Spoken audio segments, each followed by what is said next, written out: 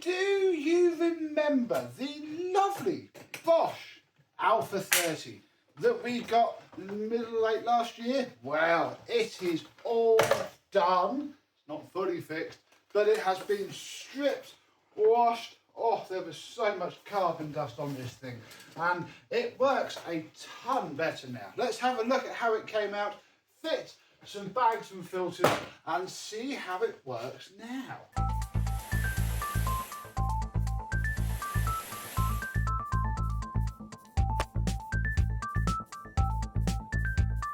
Yes, hello, my vacuum cleaner and Bosch chums. How are you today? Yes, this thing was an amazing find, especially for the tiny price I pay. As you remember, we do even have the manual, though it's filed away somewhere. I try and keep those in the box, flat and out of the way. So yeah, we have the machine. This would have been an amazingly premium thing back in the early 1990s, and it feels really premium now. It does feel very heavy, but I would, I haven't got mine down to compare it to at the minute, but I wouldn't say it's Hoover Centronic levels of heavy. It's been mildly used for DIY, and I've got most of that off, luckily, as I went. The only real thing of this is there's some sort of epoxy or, I don't know, stain, splatter, which I can't get off. I'm not going to bother scrubbing at it. I'm ruining the lovely Bosch Synchro floor head. We may as well start with the tools, and yeah, this, I'm going to call it a floater because it might be. I haven't really experienced it yet. The machine worked all right before, but it's going to have a lot more airflow now. And yeah, I think it's going to be quite nice. As long as it clamps itself down properly, which, spoiler alert, it will have no choice but to, I think that will be okay. Oh, the bondage washed up very nicely. Nothing really to do with that. It's not rusty inside or out, which is very nice indeed. The joint's starting to become a little bit loose. Fine. Then we have the hose, which does actually still bear some marks and bits of paint on it. I don't quite know what that bit of sellotape's doing. Let's just take that off. Yeah, there's still a couple of bits of paint. And I've just noticed that. Oh, bugger. And some splits. Right, we'll be getting out the cube on before I film the next scene. Dang it, I hadn't noticed that. Oh, don't start doing that. Uh-oh. Here's our hose. It is technically broken because I did try to fiddle with the slider, the actual potentiometer bit, and made it worse. But it now just runs at full power. So yeah, I'll take that. At least it's not pulsing up and down like it did as the old slider pop tried to make contact. Yeah, that's the next problem now because it's not in there. This isn't clipping down. And unfortunately, that little chip there also does not help because this now is free to fall in and out, which is a bit of a shame. I mean, it was probably inevitable it was going to happen anyway. Oh yeah, and the LED, probably should have fixed that before this video, but I haven't. The LED sadly snapped a leg off as well. So, a bit of a pain on the hose, especially that split, which I really hadn't noticed. Oh dear. Right, no wonder these are quite rare nowadays, isn't it? Let's have a closer look at how the machine came out.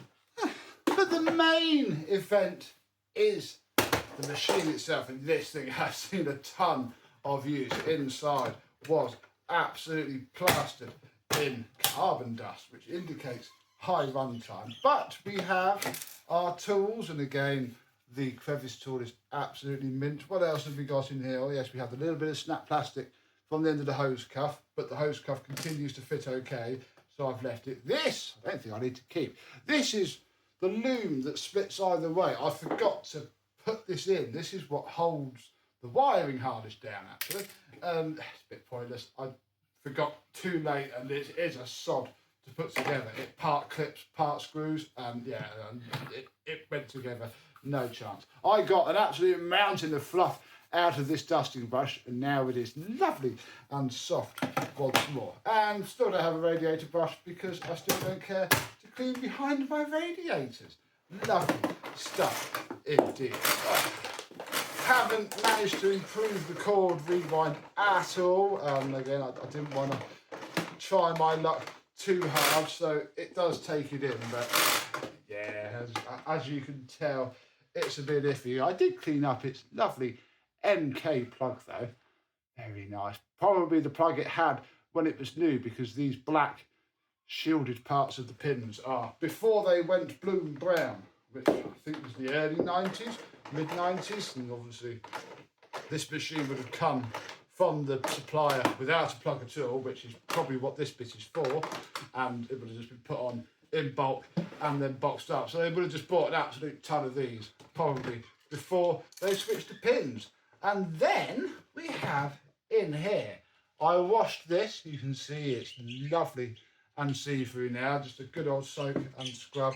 This is our original filter. It doesn't do anything, so I just washed it and put it back in. All the sound deadening has been nice and washed as well. What we do not have though, as you may be able to tell if I open up its wings, is any filters. So that is going to be step number one. And I had to check that we have some before I went too far. So inside of this, we have our old filters, which I don't know really. The fact that the guy had a genuine box hanging around, I would hope that they're not the originals and that they have been changed at some point. But if not, they are the originals, because these look exactly the same. But I do have to cut them out, which I should probably go and do now. Just reading these filters, I cut the dotted line. Look, we got the BBS, which is probably this Alpha 23.3. Because I was the 32, so all the threes. Super VS 91, and then a Black Energy. Anybody know what a Black Energy might be? Right, I'm going to put these in there. Oh, you need to click in, bro. Come on, we need to. There we go, marvellous. I didn't want to cut around the perimeter. I am going to have to. Why didn't they just stamp out all of this? But I don't want to cut it too small. It seems a phenomenal waste when they could have just cut down the die, unless you need to not cut them for some other machine. I don't know.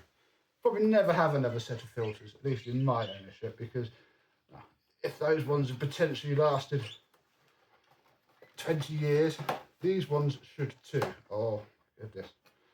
Just a post-motor filter. We almost don't have to care, but we should. Let me get this fitted and then we should pop a bag in.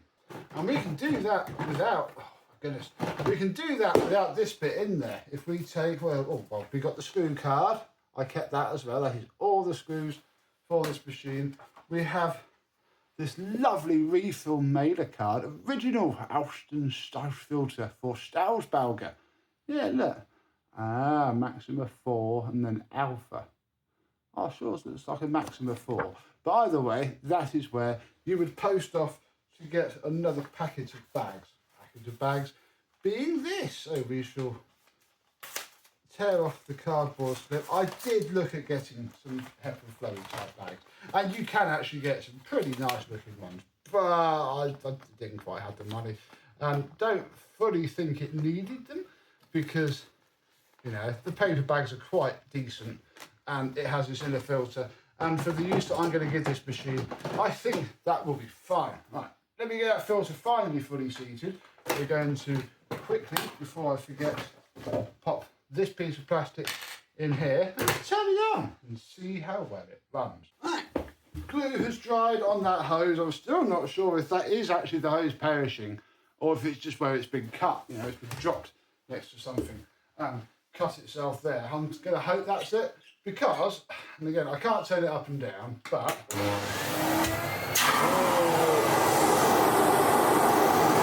yeah, it's lovely. Even on full power, it's quite quiet. It feels quite powerful as well. What's it? 80. Yeah. That's a decent 80, but it's one of those machines that has a lot of airflow, so I'll be interested to see how much wind speed it makes. Here we go then, non-scientific mile-an-hour wind speed testing.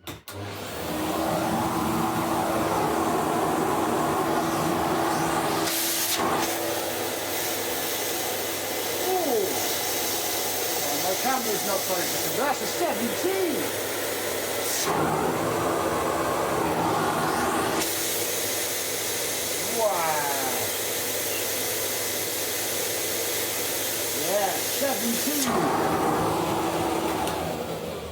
17 miles an hour. I haven't got the chart in my head, but that seems pretty good.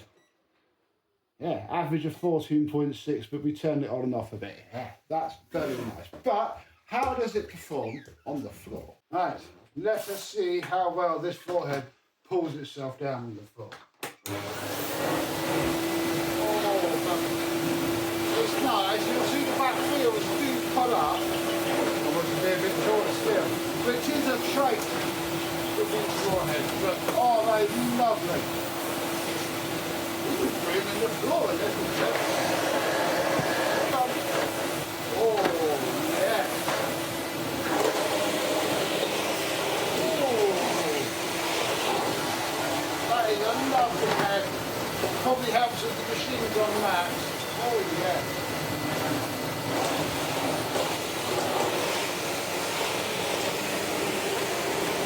How cool is this Dyson anyway?